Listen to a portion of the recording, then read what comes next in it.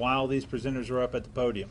So we're going to get through our statements first and then go into a question and answer session afterwards. We're going to start off with Dr. Silvernail from the Public Health Department.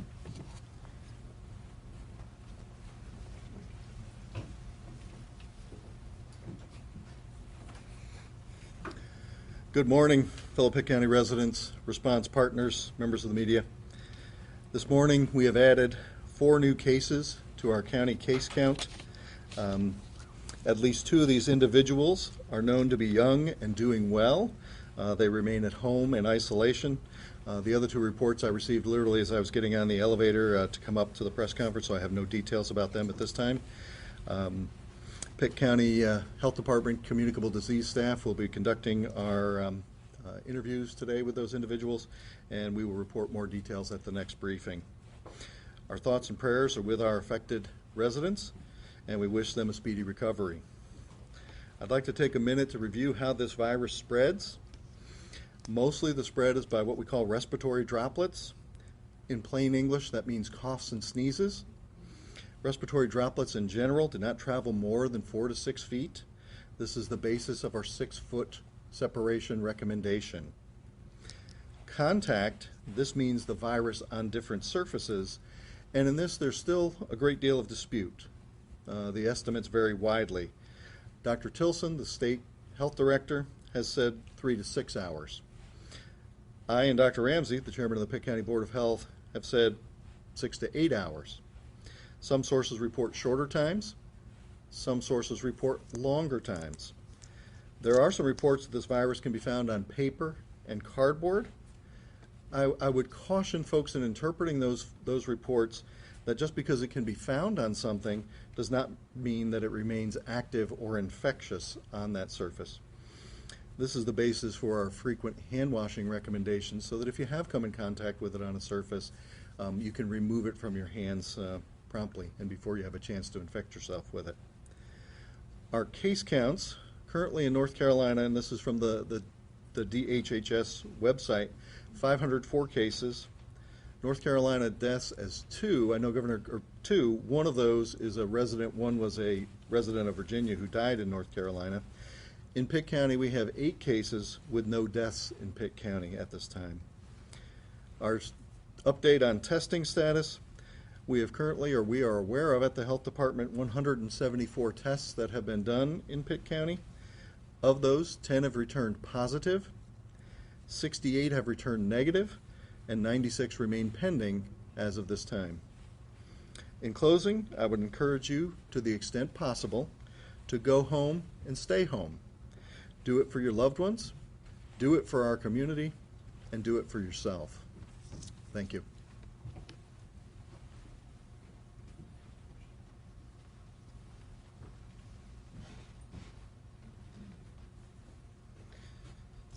Good afternoon. I'm Brian Floyd with Vidant Health to give you an update on the work that we're doing. First, let me say to all the team members at Vidant Health how proud I am of you, and thank you so much for your dedication to Pitt County and all of the region that we serve, particularly here at Vidant Medical Center.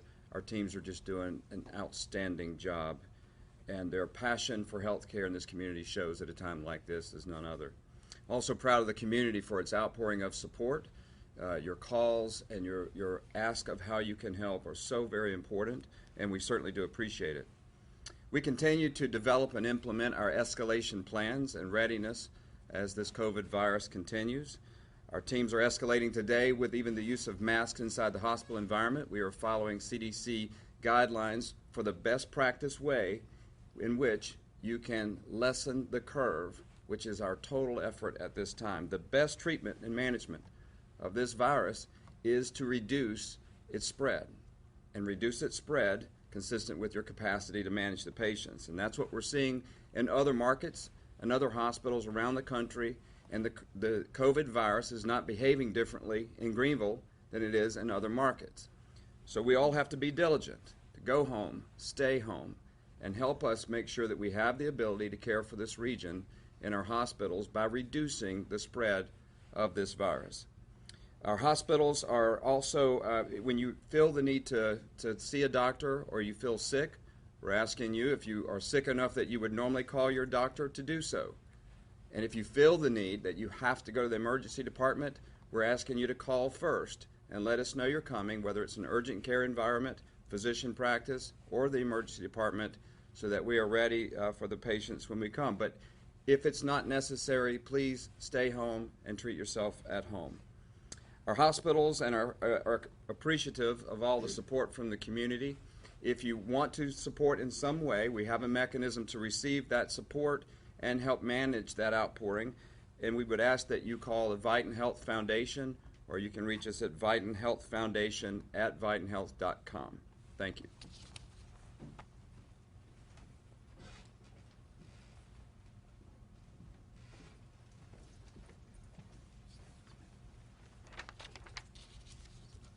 Rick Owens with Pitt Community College. Students, PCC is asking your assistance with the Go Home, Stay Home campaign to keep our community safe. As you've heard today from Dr. Silvernail and Mr. Floyd, for your safety, the safety of your loved ones, the safety of our healthcare teams working tirelessly on the front lines, the best thing everyone can do is stay home. As of 5 p.m. yesterday, Pitt Community College closed to the general public. A limited number of staff will continue to ensure operations are running smoothly, and the vast majority of PCC services are now available either by telephone or video conferencing. PCC understands that this is a trying time for many of the people concerned. We're doing our part to follow social distancing guidelines and keep the campus community healthy. Though campus access is restricted, we'd like to emphasize that PCC is still assisting students with completing courses and working towards graduation. Advising, career services, counseling, tutorial services, and many other necessary student services are available by telephone and video conferencing. Speaking of graduation, this year's ceremony will not be held in person. It'll be offered in an alternative format, probably online. Additional details will be available as soon as they can. For students that are having difficulty with coursework due to technology, please review the student resource page on our website for COVID-19. We do have resources available to assist. PCC will make an announcement regarding continued operations on April 3rd. We're asking students and employees to continue to monitor your email accounts and the PCC website. I'd like to reiterate again that PCC is encouraging our students and employees to go home and stay home. The faster we can flatten the curve, the faster we can get back to normal. Thank you.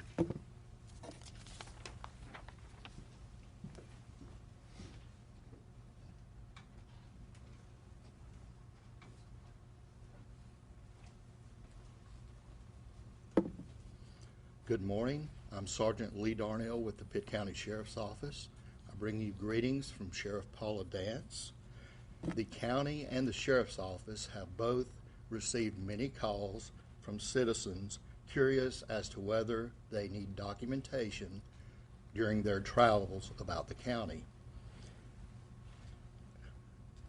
We have not been, and we do not plan at this time, to stop vehicles or pedestrians to inquire as to whether their reason for travel is legitimate.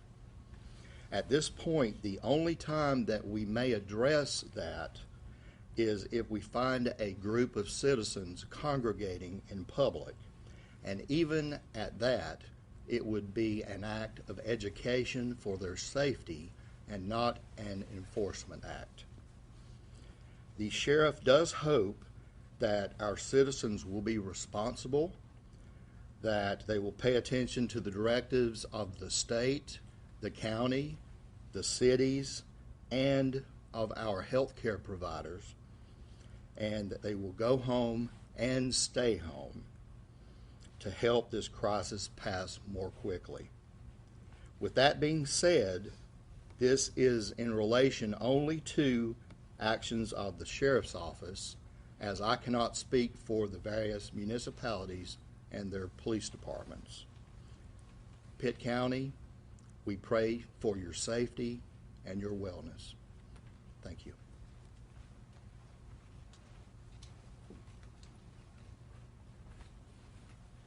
Those are all the prepared statements we have. We'll now open it up for questions. Keep in mind we have many community partners represented here, not just the ones that have spoken already. So if you have any questions from anyone that's presented here, we can go through that. But we're going to start off with Dr. Silvernail.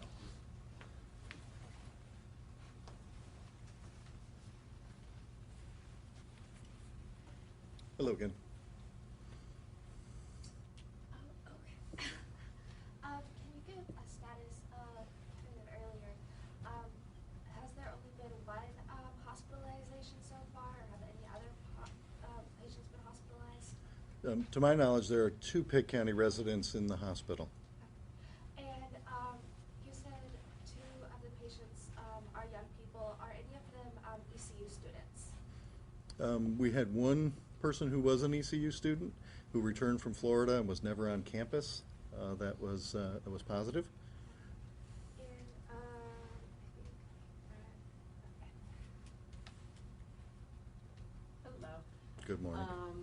So I just wanted to ask, I know that different towns and cities are making their own decisions as far as stay-at-home orders. Anything you have to say to that to maybe encourage, or what do you have to say to them making their own decisions in certain towns not being under a stay-at-home order right now? Yeah. The more that we can separate ourselves, the harder it is for this infection to spread.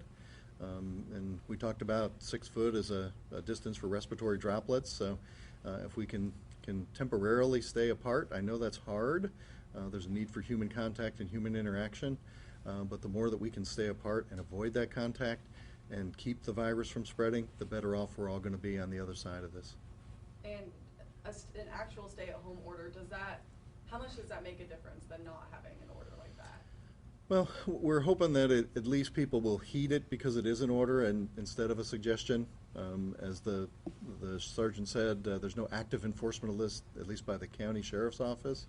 But some people, have said, "Oh my gosh, I can't go out because there's an order." So the fact that it's an order as opposed to a recommendation, I think, is going to keep more people at home. But there's still a wide variety of essential services that people are free to access if they need to. And ideally, is that what you would want each town and city to be doing right now? I think so, yeah. I think the more that they can do to, again, encourage that separation of folks to prevent spread, the better off we're going to be through this, and the sooner we get to the other side of it. Thank you. So, Dr. Silvernail, with these 10 cases, I know you just got information or just heard of 2 very recently, but for the 8, can you talk to me a little bit about kind of some of the demographics as far as ages and how they vary with these cases? We know one person was in their 70s. That's probably the oldest of the cases. The youngest, I believe, is 22, so that's kind of the range on this, Tyler. Most of them were younger adults and have had a mild illness. One of those individuals was hospitalized, but is hoping to be discharged in the next day or 2. Was that the ECU student that was hospitalized, or? No, it was not. Was not, okay. And then, with this, obviously there's been such an emphasis on older adults who really get a lot of the brunt of this virus, but we're seeing a lot of these cases as young people, I guess. What is kind of your message to younger people as far as the severity of what really could happen if they do get the virus? Well, while the statistics certainly argue that older folks are more likely to have the severe illness or a critical illness from this, there are some young folks who have a significant illness with it. So again, we would encourage them to have proper hygiene, cough etiquette, hand hygiene, those things, and to make sure that they separate, to stay away from folks, and not be within 6 feet of people. I think young folks think they're a little bit invincible sometimes, and maybe don't heed the warnings as much as somebody who's a little older. And for these new cases, are there any groups or areas within Pitt County that people should be aware of as far as maybe where these people have ventured out before they started isolating? Not that I'm aware of at this point. Like I said, 2 of them I received literally coming in the door. So when we have case evaluations of those, we'll have further information for you on that, Tyler. Okay. Okay. Take over, Dr. Silvernail. Can we move, any questions for Vidant? Yes. Okay. Okay.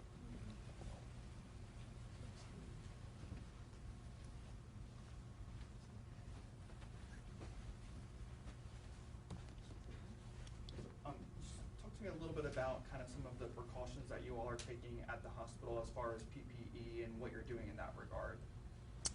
So at the hospital, we've been for weeks preparing, obviously, and we have been educating and training our staff. We are doing our own social distancing for well over a week now. We've sent all people that can be working from home. We're doing that and have been doing that for well over a week. As it relates to PPE, today was probably the first day of escalation to masks as people come into the facility. As of yesterday, we have been doing screening of every person that comes into the hospital, where we take their temperature. We ask them a series of questions, whether they're visitors or our own staff. There's only 3 ways to get into the hospital now. When I go to work, I get screened every time I walk in the hospital at this point. And so we're really proud of the screening efforts and how that has played out. And today we put masks in place. They're not mandatory for everyone in our hospital, but we know that the hospital is a high-risk environment for obvious reasons. And we have to also remember that the medical center here in Greenville is the region's resource for patients if they reach a severe level of illness.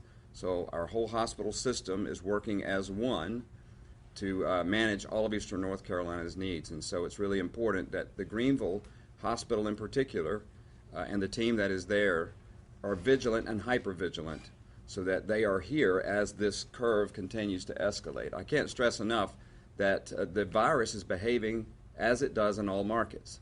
It spreads, doubling every 2 days.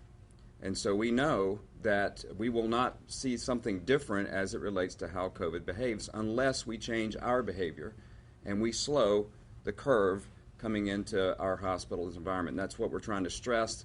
I can't thank the city and the county governments both enough for helping us both protect the citizens of our region and help protect the healthcare workers that are consolidated in markets like Greenville, so they are here to serve Eastern North Carolina. So the escalation is part of CDC guidelines, and we track and measure both our supply of PPE as well as how we're using them very judiciously, and we have a plan for making sure we can manage that. And I guess give a little clarity, is as far as the mask, is everyone offered a mask like when they come in, or how does that work? Yes, we are encouraging our staff to wear the masks, recognizing that we've limited our visitor policies. Obviously, there are very few visitors in the hospital. It's mostly our workers that are there. And so we're distributing the masks so that they can have a hypervigilance about that high-risk environment. And there's been conversation across the country about hospitals having that shortage in the PPE. Talk to me a little bit about the supply that you have there at Vidant. So we have been tracking and measuring our supplies and predicting our future use of supplies on the basis of how COVID requires PPE, how fast you use PPE, and even how we might be able to recycle and use our mask and all those things down the road. So both with managing our supply, our pandemic supplies, and the way we have planned for this, we're confident that we can use our mask in this way. Now, again, it's important to know the best way to minimize the overwhelming use of hospital resources is to reduce the curve. So the more we can do now through all CDC guidelines-based approach to managing the lack of spread of this virus, that is how we can best utilize even our PPE resources by not having an overwhelming curve later as this virus continues down the path. I know several local businesses are kind of adjusting their operations to actually create PPE, and I know that a lot of them are giving them towards y'all. What is your message for those local business owners and other business owners who maybe have the capability to adjust their operations and provide PPE as well? We plan for things like this on the basis of what the need is. So with this virus in particular, we have pandemic response teams. One of them is our PPE team that is using both our inventory, managing that, as well as how we can make that last longer, which is both how we use it, how we reuse it, all those things. And there's a group managing the inflow of material from outside the organization where people are donating either PPE or making certain kinds of PPE. We have a process for that to put that in supply later. And so if people would like to help us, and many are, they're finding supplies in a lot of different ways. What we're doing is managing that in a very tight way because we have to know that it's effective if we're going to use it and that sort of thing. So we ask that you use the foundation number I mentioned earlier, Vidant Health Foundation at vidanthealth.com. We just heard just recently that there's 2 confirmed hospitalizations here from Pitt County residents. what's the number across all the counties that you serve? How many hospitalizations do you all have currently? So we are taking care of patients with COVID in 4 of our hospitals right now. The numbers of cases we care for, we are deferring to the state to announce numbers, and that they will move constantly, and so we want a single source of truth for the public as it relates to how many patients are hospitalized or how many patients have the virus. So I would just defer to the county health department for those numbers. Thank you.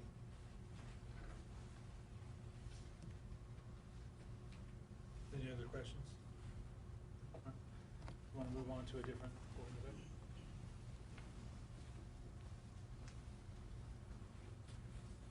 Who do we want to move on to? Superintendent? As he's coming too, we did have a question posed to Dr. Silvernail on our Facebook page about shopping for groceries. He just wanted me to pass along that, you know, standard practices apply. Wash your hands. If you have sanitizing wipes to wipe down the shopping cart, do that, and practice social distancing, and those same practices would apply. Dr. Linger?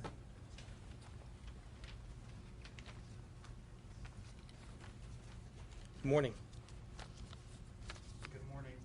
Just wanted to check in with you. I know, obviously, with schools being closed, that extended into May, and with you bringing on this virtual learning coming up soon, I just wanted to check in with you about that and see kind of how that was going, and how many students you all are kind of having to help assist as far as technology and access to the internet.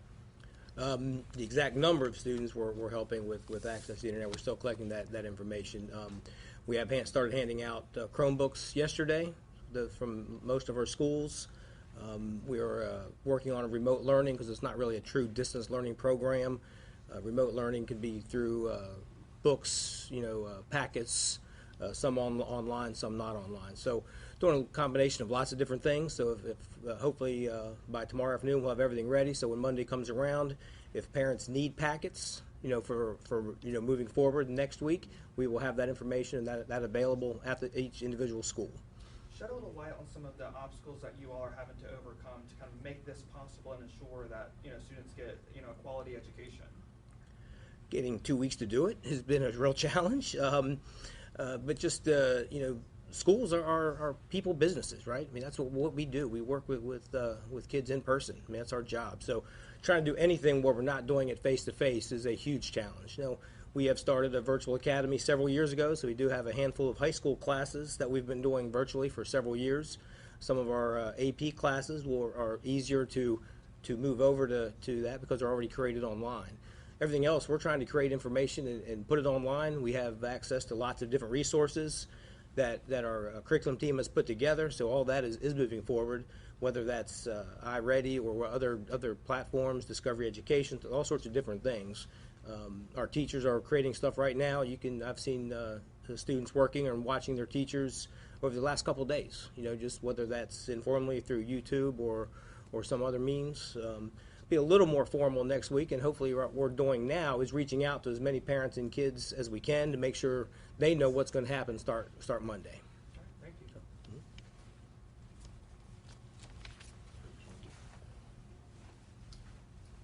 Anyone else? Any other organizations? Pitt Community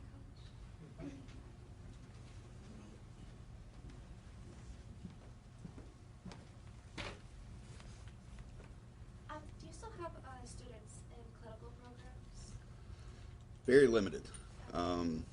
We have pushed through last week to get most of those clinical programs wrapped up. We are still running some programs, public safety and some of the health sciences programs, to get those completed and out into the workforce to assist with this.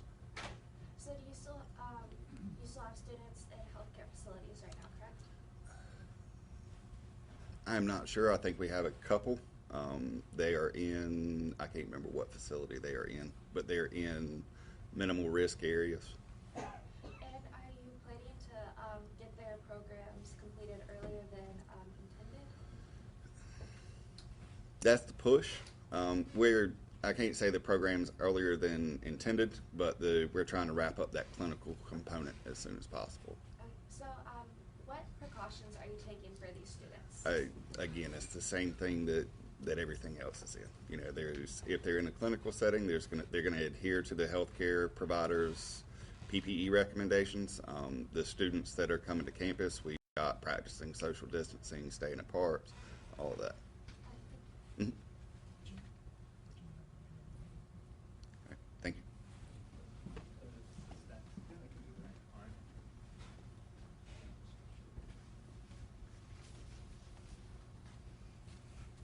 Didn't come up for more questions, but Mr. Emery asked me to state the testing numbers for the community. One of our Facebook viewers had a question. So we have had a total that the health department is aware of 174 tests performed in Pitt County. 10 of those have returned as positive. 68 have returned as negative. 96 remain pending at this time. The timeframes on the returns? Depends on the lab. We did see some from one lab that were about 3 days in this batch.